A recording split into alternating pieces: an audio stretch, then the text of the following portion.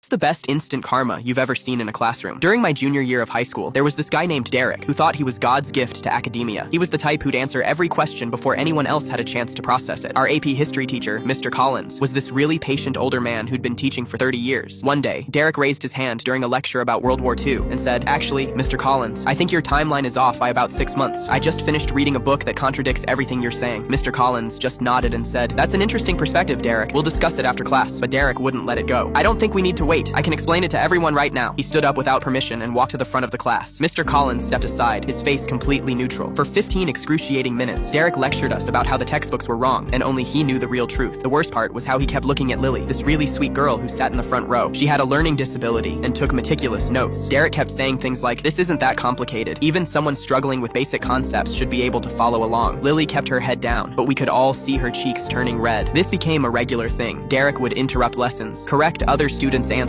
and roll his eyes whenever someone asked a question he deemed too basic. During group projects, nobody wanted to work with him because he'd take over completely and belittle everyone's contributions. His favorite phrase was "actually," followed by some condescending explanation. The breaking point came during our midterm presentations. Each student had to present on a historical figure. When Lily got up to present on Eleanor Roosevelt, she was visibly nervous. Her hands were shaking, but she was doing a good job. About 2 minutes in, Derek loudly sighed and said, "This is painful to watch. Can we move on to someone who actually prepared?" The room went silent. Mr. Collins stood up and said, "Derek, since you're so eager to demonstrate your knowledge, why don't you go next?" Derek strutted to the front, not even looking at Lily as she returned to her seat with tears in her eyes. "My presentation is on Alexander Hamilton," Derek announced smugly. "I've prepared 45 slides because, unlike some people, I actually did comprehensive research." He connected his laptop to the projector and launched into what felt like a rehearsed TED Talk. About 5 minutes in, Mr. Collins interrupted him. "Derek, can you tell us about Hamilton's role in establishing the first bank of the United States?" Derek scoffed. "Of course, Hamilton practically created the American banking system single-handedly in 1781. Mr. Collins nodded. "And what about his famous duel with Aaron Burr?" Derek rolled his eyes. "Everyone knows that. July 11th, 1825. Hamilton fired first, but missed intentionally." Mr. Collins stood up slowly. "Derek, I'd like you to look at the dates you just provided." The class was confused, but Mr. Collins continued. "The first bank was established in 1791, not 1781, and the duel with Burr was in 1804, not 1825. Derek's face went pale. "Simple mistakes. I misspoke." Mr. Collins wasn't done. "For someone who claims to have done comprehensive research, these are rather significant errors. In fact, I count 17 historical inaccuracies in your presentation so far." He picked up a red pen and handed it to Derek. "Please mark each error on your slides as we go through them." For the next 30 minutes, Mr. Collins methodically dismantled Derek's entire presentation, pointing out every fabrication, exaggeration, and misquoted source. By the end, Derek's pristine slides were covered in red marks. The final blow came when Mr. Collins said, "Derek, I noticed many of your slides contain paragraphs lifted directly from websites without attribution. At this institution, we call that plagiarism." Derek never interrupted another class again.